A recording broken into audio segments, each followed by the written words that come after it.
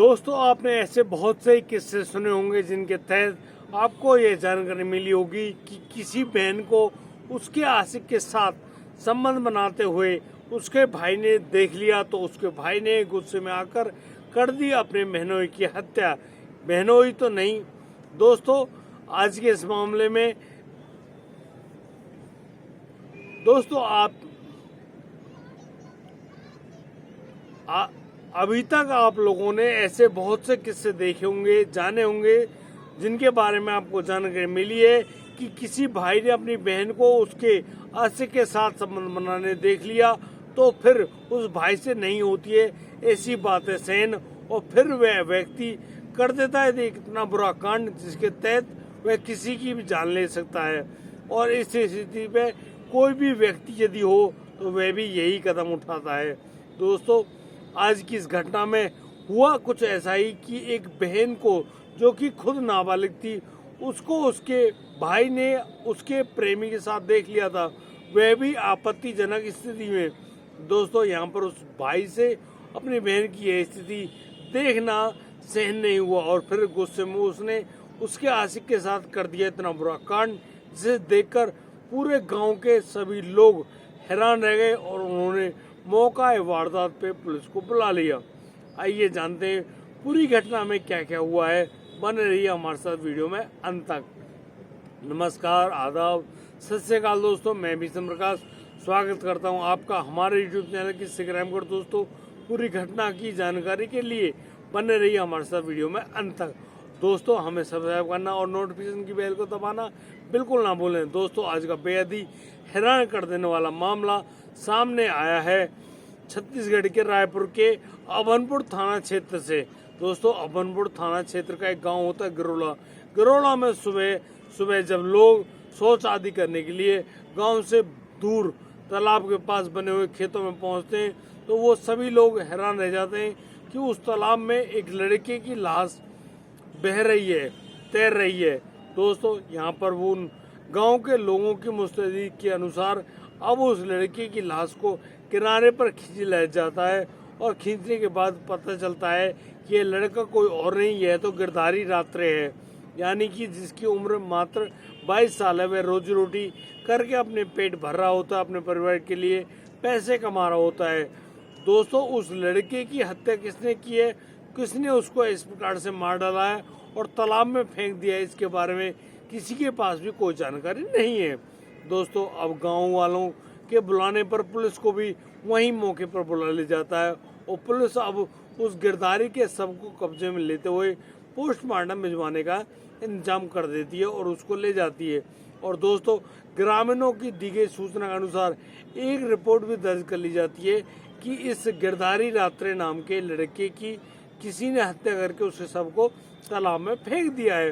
दोस्तों, यहाँ पर पुलिस अब उस हत्या की जांच में जुट जाती है और इसी हत्या की जांच को आगे करते करते पुलिस अब पहुंच जाती है एक लड़की के घर पे, जहाँ पे हेमलाल साहू नाम का एक लड़का रहता है जिसकी उम्र करीब 26 साल है। दोस्तों, यहाँ पर जब उस लड़के को पुलिस गिरफ्तार करने की बात कहती है तो उसके माता पिता कहते हैं कि आप हमारे बेटे को ऐसे गिरफ्तार नहीं कर सकते, आखिर हमारे बेटे ने किया क्या है। तो दोस्तों, यहाँ पर पुलिस अब उनके माता पिता को एक ऐसी बात बता रहे होते हैं जिनकी बातों को सुन के वहाँ सुनने वाला जो भी हो वह हैरान रह जाए, परेशान हो जाए कि यह बात कैसे हो सकती है। दोस्तों, पुलिस द्वारा बताई गई इन बातों के अनुसार पता चलता है हेमलाल के माता पिताओं को कि हेमलाल ने ही रात में गिरधारी की हत्या कर दी थी और हत्या करने के बाद उसके शव को तालाब में फेंक दिया था। दोस्तों, यहाँ पर जब हेमलाल से पूछा जाता है, कड़ी पूछताछ की जाती है, तो हेमलाल अपने ऊपर लगाए गए सभी आरोपों के बारे में हाँ कर लेता है और हामी भरते हुए कहता है कि उसने ही उस गिरधारी की हत्या करी है। दोस्तों, जब उनके माता पिता पूछते हैं कि हेमलाल ऐसा क्या हुआ जो तुमने इतने बुरे हत्याकांड को अंजाम दिया, तो यहाँ पर हेमलाल बताता है कि उनकी छोटी बहन जिससे ये गिरधारी प्यार किया करता था, कल रात को जब आप लोग सो गए थे तो उसी समय ये गिरधारी हमारी बहन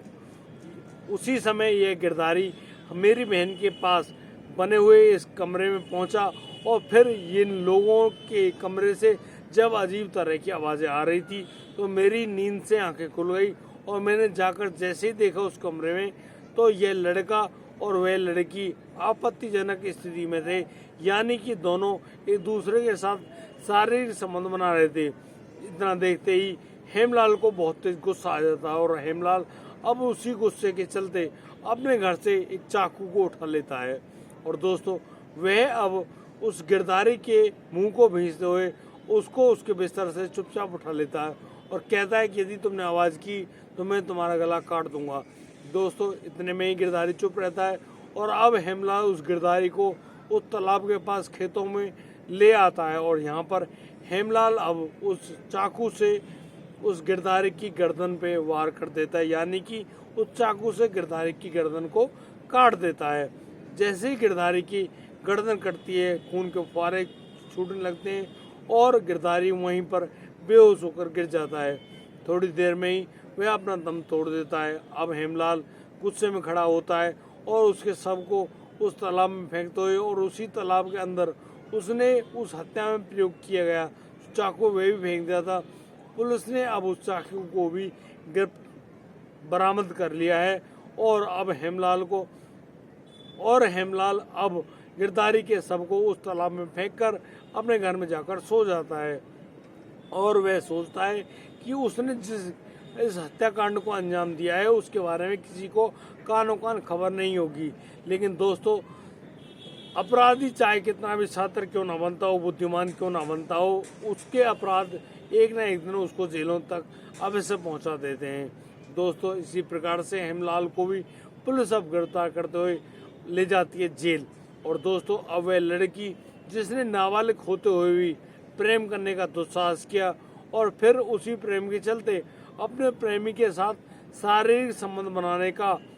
जो बुरा काम है वह भी कर डाला, जो कि बेहद ही गलत है। यदि आप किसी ऐसे प्रेम में पड़ भी जाते हो तो कभी भी जब तक आप बालिग नहीं होते इस प्रकार के किसी भी कर्म को अंजाम ना दें। दोस्तों हमारा ऐसा कोई उद्देश्य नहीं है कि हम लोग किसी को चोट पहुंचाएं या किसी को गलत शिक्षा दें। हमारा कहने का सिर्फ और सिर्फ हमारा इन वीडियोज़ को बनाने का सिर्फ एक ही उद्देश्य है कि हम लोग आपको जागरूक करें ताकि इस प्रकार की कोई भी घटना आपके या आपके परिजनों के साथ नहीं होने पाए। और दोस्तों यदि आपको हमारी वीडियो और दी गई जानकारी अच्छी लगी हो तो आप हमें लाइक करें, कमेंट करें, शेयर करें और हाँ सब्सक्राइब करना बिल्कुल ना भूलें। दोस्तों अब दीजिए मुझे इजाज़त, मिलता हूँ कल रात 8 बजे। तब तक के लिए आप बढ़िया रहें, बेहतरीन है, अपने परिवार का बखूबी ख्याल रखते रहें। जय हिंद, जय भारत।